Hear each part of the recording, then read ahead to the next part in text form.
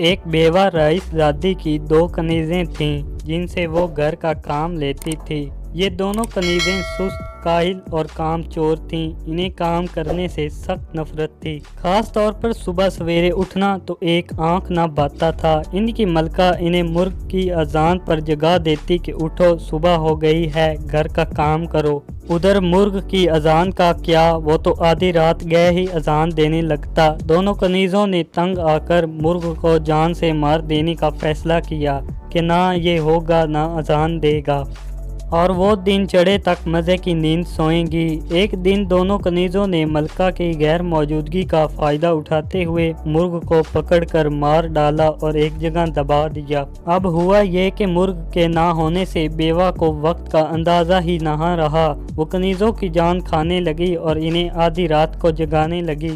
حاصل کلام: غیر ضروری چالاکی اور ہوشیاری کا نتیجہ ہمیشہ تکلیف دہ ثابت ہوتا ہے۔